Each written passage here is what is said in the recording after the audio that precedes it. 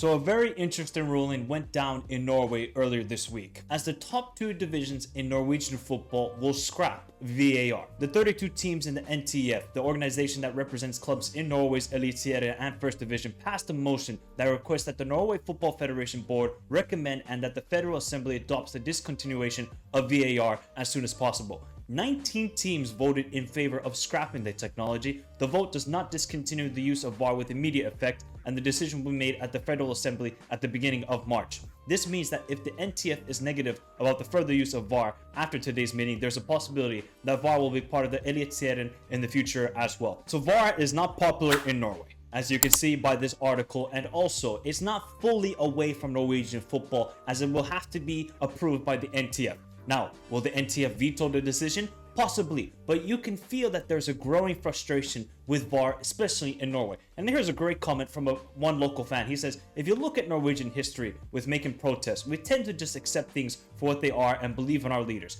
We're not French.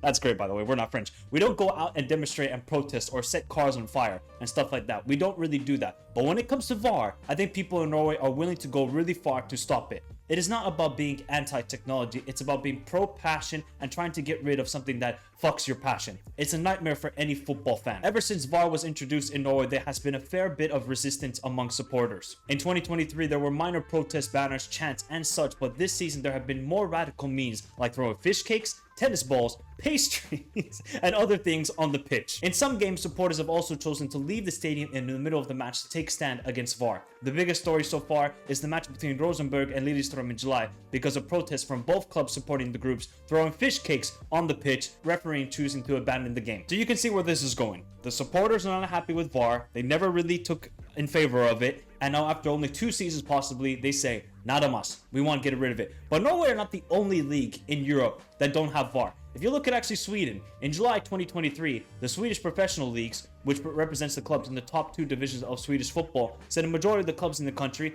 actively opposed the introduction of VAR. But the thing in Sweden is clubs in Allsvenskan are required to be at least 51% owned by the fans. So what do we make of this? Do we think it's a good thing that people are against VAR?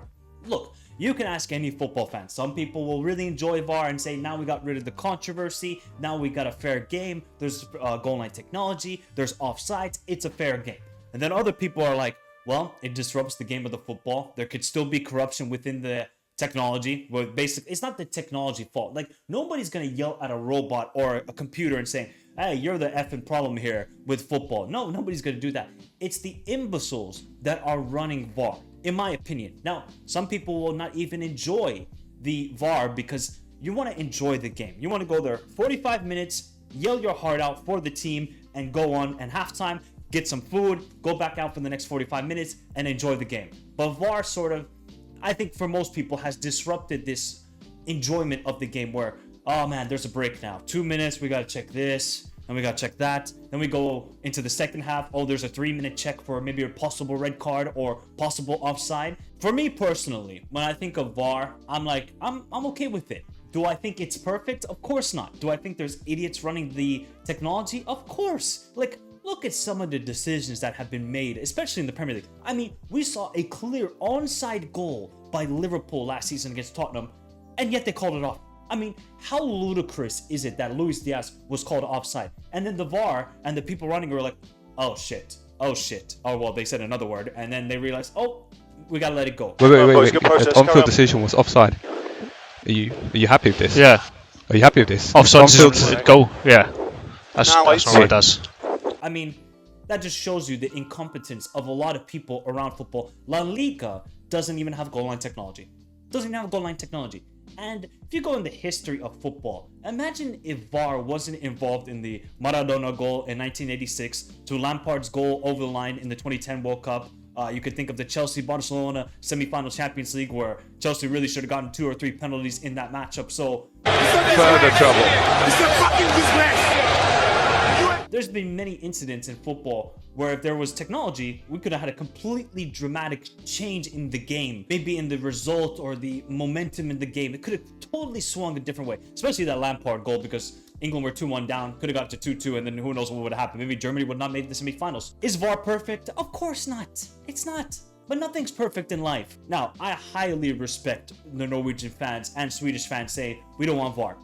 If the fans say no, I respect it highly, because that's the one thing about football I will always respect, is fans must have a voice. Now, some fans go crazy with the whole ultras, but if fans genuinely have a good motion like this, like saying, hey, we don't want the technology, we just want to have a more purity about the game, I highly respect it. So kudos to all the fans for the clubs that voted in favor of removing VAR. I don't know which clubs specifically it was that wanted to get rid of VAR, and maybe this vote could start a precedent in other leagues in Europe. Like, imagine in Ligue 1, you see Marseille and Lyon game, and then fans leave at halftime because they're against VAR. Do you think the league are going to react? Of course they are. They're going to be like, wait, that's not a good look for us. We cannot allow this to happen. Premier League, I mean, that will never happen because the fans will just stay there. I'm sorry, look, the Premier League is the most viewed league in the world, but the fans will not protest like that. Wolves wanted to get rid of VAR after last season because they felt they got screwed over in a lot of games, and I can understand that because, yeah, Wolves did get screwed over in a lot of games. And they were the only ones who said, guys, let's have a vote. Should we get rid of VAR? I think it was 19-1.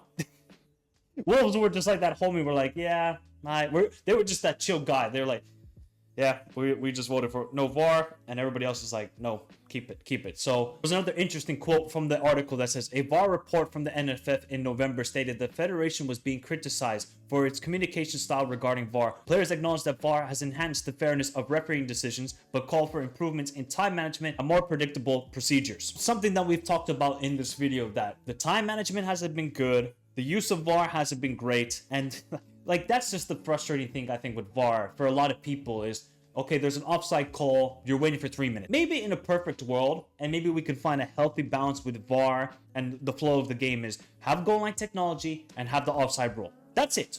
No red cards checked, handballs for penalties checked, none of that nonsense. Only goal line technology and offside. I think maybe that's a fair balance that we could possibly see in the future, but VAR will still be here. And we might have had controversies in the past. We're still going to have controversies. We're going to have controversies like Kukureya's handball in the Euros against Germany, where some people think it should have been a penalty for Germany, wasn't called. Look, those sort of calls are going to happen even with VAR. This is going to be a very fascinating debate, I think, for the next couple of years. If other leagues in Europe, let's say if the Czech League gets rid of VAR, let's say if the Bundesliga gets rid of VAR, then that's going to start a precedent. Maybe we're going to see a growing motion amongst fans in Europe, especially, that nobody wants VAR anymore, and they will have to scrap it because there will be such a protest from the fans. But hey, who knows? Football is always an evolving sport, and that's the beauty of it, and fans always should have a say in the decisions in football. But let me know your thoughts in the comments down below, people. Do you think the Norwegian clubs did the right thing in scrapping of VAR? Remember to hit the like button, subscribe to the channel if you're new around here. Have a beautiful day. Stay safe in this crazy world. Till next time,